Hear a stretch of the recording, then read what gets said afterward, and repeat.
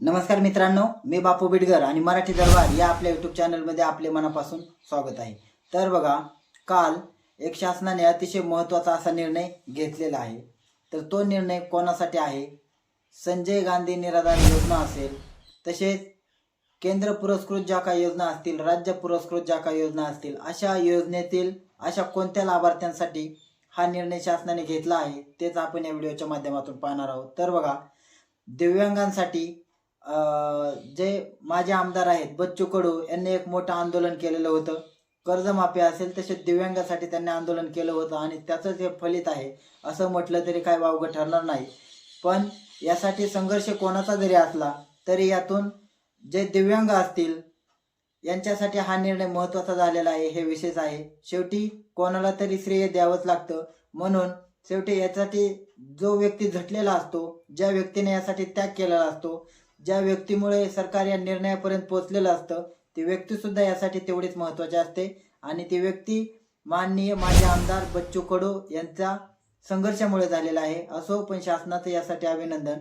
तर बघा, शासनाने कोणता निर्णय घेतलेला आहे की जे दिव्यांग व्यक्ती आहेत, ज्यांना संजय गांधी निराधार योजना असेल, तसेच श्रावणबाळ राज्य निवृत्ती वेतन योजना असेल, तसेच केंद्र पुरस्कृत इंदिरा गांधी राष्ट्रीय दिव्यांग योजना असतील, तर या प्रवर्गातील जेवढे लाभार्थी आहेत, जेवढे दिव्यांग लाभार्थी आहेत, त्या सर्वांना 1500 रुपये महिन्याला मानधन भेटत होतं। त्याच्यामध्ये राज्य शासनाने आता वाढ केली आहे आणि प्रत्येक दिव्यांग यासाठी जो पात्र आहे त्यांना आता 1000 रुपयाची वाढ केलेली आहे। म्हणजे सुरुवातीला जे 1500 रुपये म्हणजे 1500 रुपये भेटत होते, त्याच्यामध्ये 1000ची वाढ केली, म्हणजे महिन्याला आता त्यांना 2500 रुपये भेटणार आहेत, जे की सुरुवातीला 1500 रुपये भेटत होते।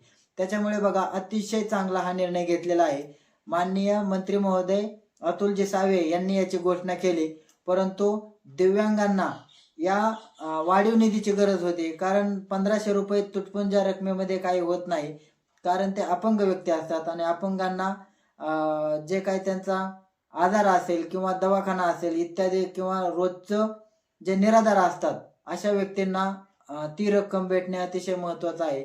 याच्यामध्ये जे दिव्यांग व्यक्ती आहेत त्यांना अतिशय चांगला निर्णय शासनाने घेतलेला आहे आणि याच्यामध्ये बच्चू कडू यांनी सुद्धा असं सांगितलं की हा निधी 6000 पर्यंत करावा, परंतु शासनाला शेवटी दोन्ही बाजू पाहाव्या लागतात, कारण जर समाजाच्या हितासाठी किंवा तात्पुरता जर निर्णय घेतला आणि त्याच्यामध्ये परत जर अडचण आली तर तो सुद्धा तात्पुरता निर्णय घेऊन जमणार नाही, कारण शेवटी शासनाला जेवढे देणे होतात तेवढे शासन घोषित करत असतं। असो, परंतु दिव्यांग व्यक्तींसाठी हा शासनाचा अतिशय महत्त्वाचा असा निर्णय आहे।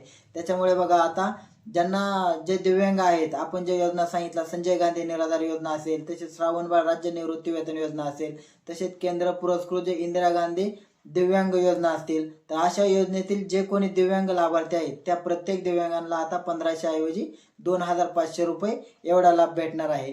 तर बघा, याच्याविषयी अजून आता कधीपासून भेटणार याच्याविषयी अजून आपण एक सविस्तर व्हिडिओ बनवू, परंतु बघा, याच्याविषयी जर अजून काय अपडेट आली तर ती सुद्धा आम्ही तुमच्यापर्यंत नक्की पोहोचू। तुर्तास धन्यवाद।